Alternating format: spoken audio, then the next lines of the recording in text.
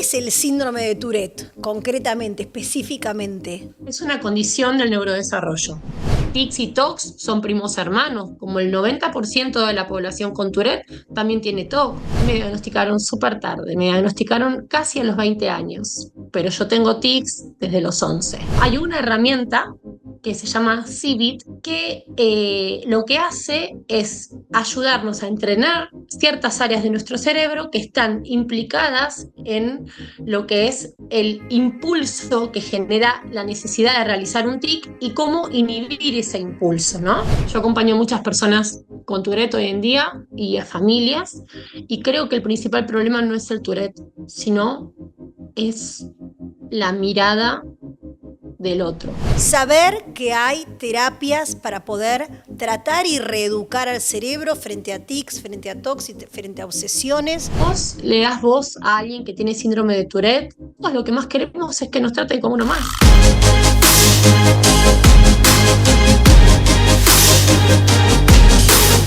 7 de junio es el día de la concientización del síndrome de Tourette y por eso vamos a hablar con la licenciada Belén Prieto. Belén es psicóloga clínica argentina radicada en España, es experta en la técnica cognitivo-conductual y utiliza esa técnica para moderar algunos de los tics que se producen en personas con síndrome de Tourette. El síndrome de Tourette afecta a 15 de cada 1000 personas en el mundo. Digo de nuevo, el síndrome de Tourette afecta a 15 de cada 1000 personas en el mundo. Belén Prieto ha escrito sobre autismo también, publicado por la editorial Planeta y la editorial Paidós, es conferencista internacional, no habla desde afuera o desde la ciencia, sino que tiene síndrome de Tourette. Gracias, Belén, por unirte. ¿Cómo estás? Muy bien, muy contenta de poder estar hoy charlando con vos. Es Muchas importante gracias. contar también que Belén divulga todo lo vinculado al síndrome de Tourette desde su cuenta de Instagram y desde su página @Voces del Tourette. ¿Sí? Es para mí toda una novedad, Belén, esto que me acabas de contar acerca de que todos los tics y las conductas tal vez parecidas al trastorno obsesivo compulsivo vinculadas al diagnóstico de síndrome de Tourette pueden ser tratadas con terapia cognitivo-conductual. Sí es, dentro de lo que es la terapia cognitivo-conductual hay una herramienta que se llama CBIT, por sus siglas en inglés, significa Comprehensive Behavioral Intervention Treatment o tratamiento de intervención global comprensivo, que lo que hace es ayudarnos a entrenar ciertas áreas de nuestro cerebro que están implicadas en lo que es el impulso que genera la necesidad de realizar un tic y cómo inhibir ese impulso, ¿no?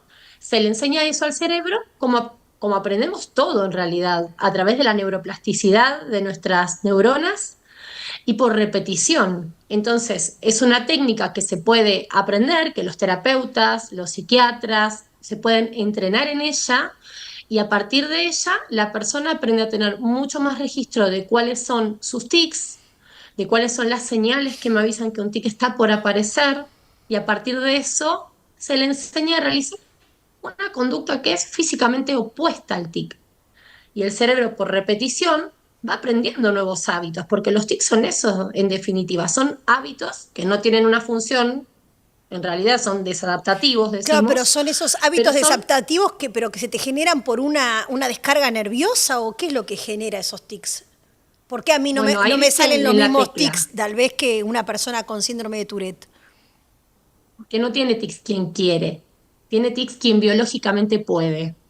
Eso quiere decir que todos, para decirlo un poco así en criollo, venimos chipeados de fábrica para que nos pasen ciertas cosas, para tener determinadas características.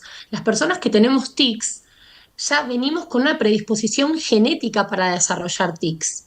Entonces, por eso a mí me pasa esto como a vos te pasarán otras Sí. cosas y como al vecino le sucederán otras. Todos tenemos una vulnerabilidad para algo. Las personas que tenemos tics tenemos una vulnerabilidad biológica para desarrollarlos, pero no somos ajenos al ambiente y a las emociones. Eso quiere decir que los tics son sumamente sensibles al contexto también y a cómo me estoy sintiendo y en situaciones de ansiedad aumentan. Pero sí que con lo que dijiste me das el pie para derribar un mito muy importante, que es que los tics no son producto de un conflicto emocional, no son producto de un problema psicológico. Los tics van a aparecer eventualmente en la vida de la persona que viene con una vulnerabilidad para desarrollarlos. ¿Qué es el síndrome de Tourette, concretamente, específicamente? Es una condición del neurodesarrollo, Bien. ¿sí? Como te contaba, es congénito. Lo que lo caracteriza es la presencia de estos movimientos o sonidos involuntarios o semi-involuntarios, vamos a decir. Después por ahí te puedo contar un poco mejor por qué lo digo así, que hace que tengamos el impulso de hacer determinados comportamientos o de decir determinadas palabras, sonidos, frases de forma repetitiva y sin poder inhibir esos impulsos. Y para que alguien tenga síndrome de Tourette, tiene que cumplir con algunos criterios. No hay un estudio médico que pueda diagnosticar el síndrome de Tourette, sino que son criterios clínicos que la persona tiene que cumplir para que digamos que está, que cumple, digamos, con los requisitos, vamos a decir, para ponerle ese nombre. Y es Eh, que tenga ¿Cuándo te tics motores, Perdón, sí, sí, que tenga qué, perdóname. tics motores, que son tics de movimiento, y al menos un tic de sonido, un tic fónico. Ajá. Y que eso no se debe a una enfermedad médica, que hayamos descartado que no hay otro motivo que justifique mejor la presencia de tics. ¿Cuándo te diagnosticaron? A mí me diagnosticaron súper tarde, me diagnosticaron casi a los 20 años, pero yo tengo tics desde los 11 Me y llama la eso fue muy atención que duro. digas, tengo tics porque no se te ve un tic. Creo que tengo más tics yo en esta conversación que vos. Pero esto imagino que debe tener un enorme trabajo propio en que, bueno, es el que estás desarrollando para otros y el que estás divulgando para que otras personas también lo conozcan, ¿verdad? Sí, son un montón de factores. Por un lado es la edad. No es lo mismo en general un niño, una niña con síndrome de Tourette que cuando llegas a la adultez. En el 80% de los casos, las personas con Tourette, si bien es una condición crónica, yo sí sigo teniendo mis tics, de hecho ahora mismo me estoy viendo un tic en el ojo, por ejemplo, pero si bien es una condición crónica, tiende a mejorar, los tics tienden a mejorar con el paso de los años, en la mayoría de los casos. Otra cosa que me ayuda es la capacidad de supresibilidad que tenemos las personas con tics. Y acá me ayudas a derribar un segundo mito, que es que las personas con tics tenemos tics todo el tiempo. Eso tampoco es así. Las personas con tics podemos inhibir nuestros tics por periodos de tiempo determinados y en ciertas circunstancias. Sumado a que aparte yo ya estoy como muy trabajada y hace muchos años que yo vengo haciendo mi tratamiento de reversión de hábitos, o sea, mi trabajo con mis tics y que esos recursos me sirven para apañarme, para gestionarlos mejor en el día a día. Ahora, ¿cómo Pero eso no significa comenzaste? que no los tenga. Claro, pero viste, es el típico caso que en autismo también medio molesta. Ay, no se te nota. Bueno, no, es un montón de cosas que estuviste haciendo para poder, no sé, domar, si se llama, o reeducar esos gestos. Yo no tenía la menor idea que se podían reeducar, por ejemplo. Me parecía que esos gestos involuntarios, esos tics involuntarios, eran algo, una descarga nerviosa imposible de modelar, ¿no? ¿Vos cuándo te encontraste con la posibilidad y cómo comenzaste este trabajo? Bueno, lo mío fue bastante curioso. A mí mi mamá me empezó a llevar a neurólogos cuando tenía 11 años porque tenía un tic en el ojo y un carraspeo, como una tosecita Sí. nerviosa, me decían los médicos. Y lo que le decían a mamá es que esperara, que era normal, que se me iba a pasar, que todos los chicos o que muchos chicos tienen tics, lo cual es cierto, hay muchos chicos que tienen tics y los tics son transitorios, pero después de cierto tiempo, pasa un año y seguís con tics, ya tenés herramientas para pensar que hay algo que está sucediendo ahí que merece una atención.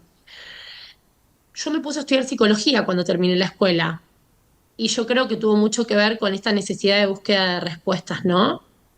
Y con cierta información ya en mano, con el manual de diagnóstico de psiquiatría en mano y leyendo mucho, me encuentro con que había algo que se llamaba síndrome de Tourette y que eran los tics, y empecé a leer, yo estaba en terapia, mi terapeuta se implicó también, si bien no era un especialista en el tema, tenía como muchas ganas de aprender conmigo, y bueno, y así llegó a mis manos un libro que hablaba sobre la reversión de hábitos. Y así empecé a relacionarme un poco más con este tema y a entender que sí había cosas por hacer. Después ya lo otro es historia. Me fui a formar afuera, a Estados Unidos, hice un entrenamiento en el abordaje CIVIT, y de esa misma forma fui sanando yo también. Quiero decir, no es casual que uno, ¿no? Al menos creo yo que mi historia personal fue determinante en mi desarrollo profesional posterior, Ahora, ¿no? ¿cuáles son los principales desafíos que crees que hay hoy para con las personas con síndrome de Tourette? Por ejemplo, la falta de conocimiento de las posibles terapias que hay para revertir tics, o sea, no sé si hay también prejuicios. ¿Cómo se vive teniendo el síndrome de Tourette? Puede ser duro, realmente duro. A ver, yo acompaño a muchas personas con Tourette hoy en día y a familias, y creo que el principal problema no es el Tourette, no es el tener Tourette, sino es la mirada del otro, Ujú, que hace que vivir con Tourette se haga tan difícil. claro. ¿Por qué? Por lo que nombraste recién, porque hay muchos prejuicios. Por ejemplo, el primero es que todas las personas que tenemos Tourette insultamos. Si vos le preguntas a alguien qué sabe del Tourette, es, los que insultan, los que dicen malas palabras. Y en realidad eso es un tipo de tic que es muy específico, que se llama coprolalia, que es la necesidad de repetir malas palabras, y que le pasa al 10% de las personas con Tourette. Pero claro, es tal vez lo más llamativo, entonces es lo que más impacta y es lo que queda en el imaginario del común de la sociedad, No, digamos. pero también está bueno Después, saber que hay muchas personas, o tal vez niños, que hacen eso porque tienen el síndrome de Tourette y no culparlos por su diagnóstico, ¿no? Es decir, como sucede también, absolutamente. claro, pedirle a los chicos que tienen un diagnóstico que sean como los que no lo tienen, como los neurotípicos, ¿no? Que pasa mucho también. Exacto. Es un maleducado. Sí, No, eso, no, pará, está pasando esto, ¿no?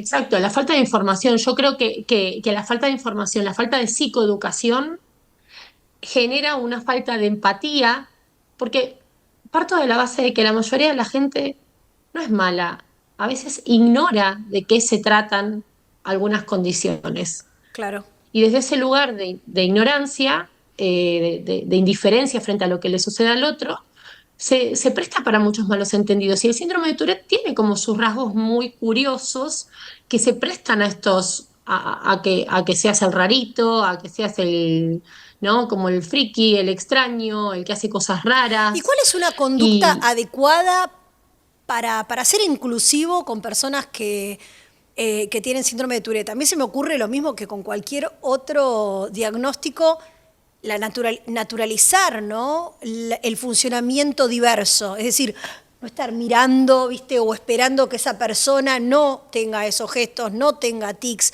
o estar puntualizando en eso, ¿no? Sino ver la integridad del ser humano.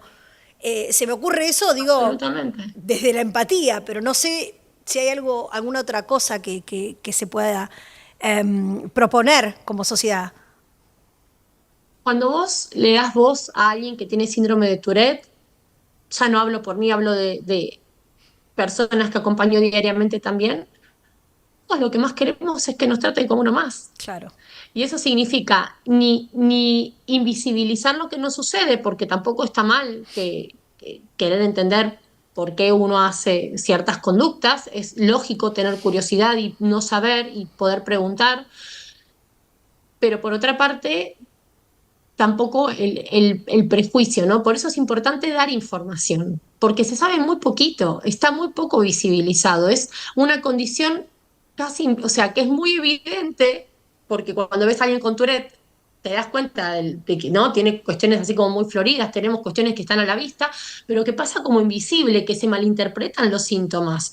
Entonces, terminamos siendo los que hacemos cosas raras y no hay una comprensión y una empatía respecto de lo que te pasa. Pasa un poco, creo yo, lo que ha pasado en algún momento con el autismo, que afortunadamente me parece que hoy día hay mucha más visibilización y concientización, y eso hace que las personas con autismo puedan llevarlo también mucho mejor. Pero creo que lo que más complica el convivir con Tourette es todavía la falta de información, también la falta de acceso a un diagnóstico precoz, porque la latencia diagnóstica puede ser, los estudios dicen que puede ser de entre 7 y 8 años, que casualmente yo tardé 8 años en llegar al diagnóstico. Es un Eso es montón. un montón. Sí. Es un montón de vivir sintiéndote rara, sintiéndote que haces cosas extrañas, que incomprendida o juzgado. No, además me imagino también que en el caso de niños se puede prestar también a bullying, como sucede también con el autismo,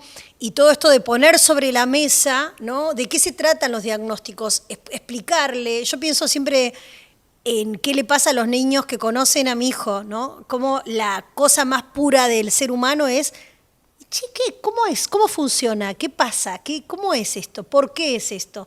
Y desde esa sana, digamos, curiosidad, en Sí. abrazar al distinto, porque después la otra mirada, la que le hace mal, la que es el principal obstáculo para las personas con Tourette, para las personas con autismo, para las personas con otras discapacidades motoras o con parálisis cerebral, es la mirada del otro. Entonces, si la mirada del otro cambia, cambia el mundo para todas las personas que tienen diagnóstico, ¿no?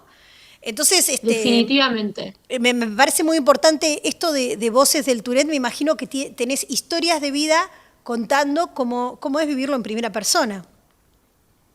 Sí, sí, cómo es vivirlo en primera persona, lo duro que se hace muchas veces para las familias, primero esto, llegar al diagnóstico, después lo duro que se hace acceder a un tratamiento. Somos muy poquitas las personas que nos dedicamos hoy en día a trabajar con personas con Tourette. Por otra parte, la falta de investigación. No hay suficiente investigación, entonces no se conocen bien los mecanismos neurobiológicos que hay detrás del síndrome de Tourette. Eso hace que sea mucho más difícil poder dar con o crear medicamentos eficaces que ayuden a una reducción de los tics. Y por otra parte, afinar las terapias específicas para el manejo de los tics. Pero esto no sería nada si fuera solamente los tics. El tema es que en este caso los tics son solamente la punta del iceberg. Y con eso lo que quiero decir es que los tics es lo que se ve, pero subyacente lo que tenemos es trastorno obsesivo compulsivo, déficit de atención e hiperactividad, depresión, trastornos de ansiedad, que muchas veces no son diagnosticados. ¿Y que qué sucede? Que la persona tal vez le diagnostican los tics, pero no se ocupan después los profesionales de trabajar sobre las comorbilidades, que son estas problemáticas asociadas, y eso afecta muchas veces más la calidad de vida de la persona que los propios tics. Claro, es Porque los como, tics con los años, sí, sí, totalmente, ¿no? Que pienso en la ansiedad y el autismo, que vos también escribiste un libro, ¿no? Sobre el que yo me estaba sí, haciendo referencias, el que estaba haciendo referencia, publicado por Paidós, en, bueno, sí. cómo esas comorbilidades o cómo esas conductas, ¿no? Psíquicas son la base debajo de la cual se experimentan otras conductas, ¿no? O sea, la base en autismo es en la ansiedad y todas estas otras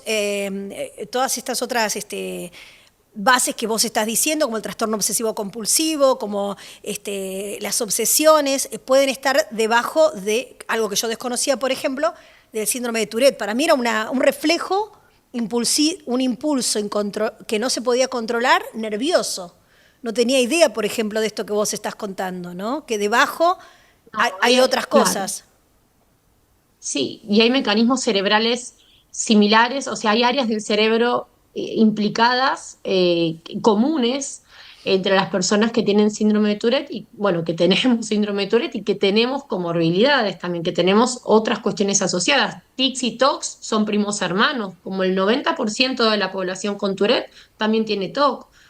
Y lo desafiante de eso es que los tics, como te decía, van a mejorar en el mejor de los casos con el tiempo, porque después de la adolescencia los tics tienden a disminuir, pero no así los problemas asociados que tienden a empeorar si no tienen tratamiento. Bien. Entonces, esto es importante saberlo, porque a veces vas al médico, te dice, sí, tiene tics, tiene Tourette, te quedás con eso y parece que todo queda ahí en los tics y después tenemos abajo un montón de cuestiones que afectan un montón de calidad de vida Claro, sí, y que porque necesitan ser abordadas. entiendo también que, bueno, perdón la asociación permanente con el autismo, ¿no? Pero pienso ¿No? en las llamadas crisis del autismo y que nadie habla, bueno, pero en realidad hay un desafío en la comunicación de un sentimiento y si alguien no puede contar con palabras, expresar lo que siente, probablemente haga un síntoma, haga un berrinche o haga no sé, algún otro gesto Lo va a que, expresar con su conducta. claro, calificado como crisis. Y si lo ponemos en la jaula de crisis, decimos, bueno, tiene una crisis, ya va a pasar, pero no, si vamos, siempre hay una posibilidad de ir a la raíz y de buscar a la persona en el diagnóstico, es decir, no tapar a la persona con el diagnóstico. En todos los casos, no hablo. Absolutamente. En el caso del autismo me parece fundamental esto de qué me está queriendo Tal comunicar con cual, esto, ¿no? Porque tiene una función comunicativa la conducta también. tal cual. Y lo que vos mencionabas recién, me parece que es como la base ante cualquier condición, que el diagnóstico no se coma a la persona, que es una circunstancia, que es algo que nos atraviesa, que en un punto es parte nuestro, claro, pero que somos mucho más grandes que nuestro diagnóstico. Total. Que una persona que crece sin saber qué le está pasando, o creces por ahí sí, sabiendo que en este caso que tiene síndrome de Tourette, y no se trabaja ahí ni el autoestima, ni el desarrollo del autoconcepto, sino se lo acompaña en el desarrollo de esas habilidades sociales, esas habilidades de afrontamiento para que los desafíos que se le presenten de lo que implica convivir con una condición se le haga un poco más sencillo. Esa persona, ¿cómo va a crecer? ¿Cómo se va a definir? ¿Cómo se va a sentir?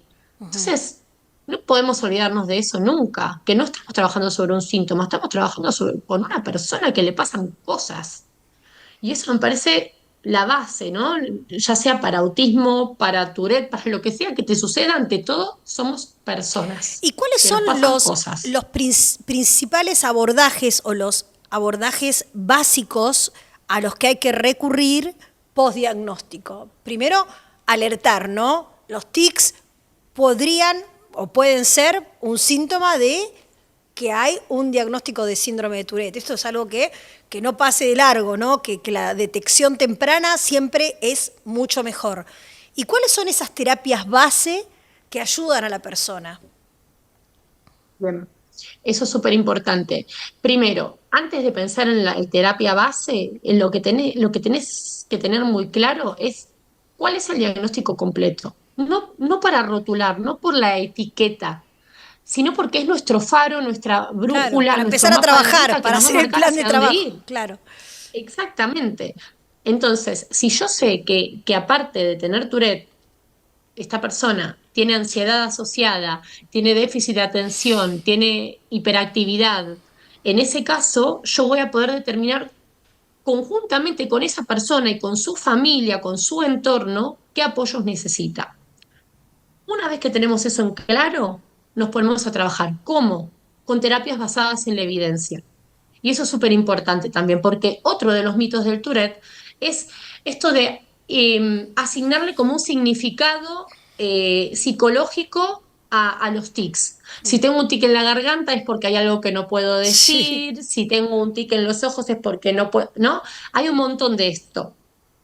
Y la realidad es que las terapias basadas en la evidencia científica lo que nos muestran es cómo responden las personas a los tratamientos conductuales, sobre todo en síntomas como son los tics, como son los TOCs, que tienen un abordaje específico. En el caso del Tourette es la terapia CBIT, como te mencionaba al principio, ¿Podemos repetir CBIT, la sí, sigla de qué es? Comprehensive Behavioral Intervention Treatment, O o sea, es una tratamiento de especie, intervención, sí, digo, una especie de ABA en autismo. Es un abordaje conductual, exactamente, donde aprendes de registrar cuáles son tus tics, hasta aprender a registrar lo que se llama urgencia premonitoria, que es como esa alarma que tengo en el cuerpo que me avisa que el tic está por venir, porque verdaderamente eso existe. Tenemos la posibilidad de darnos cuenta cuando el tic está por aparecer. Entonces, eso es importante porque si yo me doy cuenta cuando mi tic está por aparecer, yo puedo hacer algo al respecto para poder gestionarlo diferente. ¿M? Y respecto a lo que son las comorbilidades, por ejemplo, como es el TOC, hay otras terapias basadas en la evidencia que son como muy contundentes, como es, y que te tiro el nombre porque me parece que hay mucha gente que le puede venir muy bien saber que esto existe, como es la exposición con prevención de la respuesta, donde lo que es también una herramienta dentro de lo que es la terapia cognitivo-conductual, donde la persona se enfrenta a esos pensamientos obsesivos, pero aprende a no ritualizar frente a ellos. Y cuando vos te vas enfrentando a un mismo estímulo una y otra vez, nuestro cerebro se habitúa, se acostumbra. Entonces es esa angustia que me genera, por ejemplo, sentir que si yo toco esto puedo tener las manos contaminadas y me voy a morir. Si yo me enfrento a ese pensamiento y no hago mi ritual de tener que lavarme las manos determinadas veces, de determinada forma, me termino habituando y ese pensamiento termina perdiendo peso. Estás Porque reeducando finalmente, tu cabeza frente a los estímulos que te hacen automáticamente exacto, tener determinada conducta, que en este caso pueden ser los tics o los tocs. exactamente, de eso se trata, de reeducar al cerebro en un punto, justamente.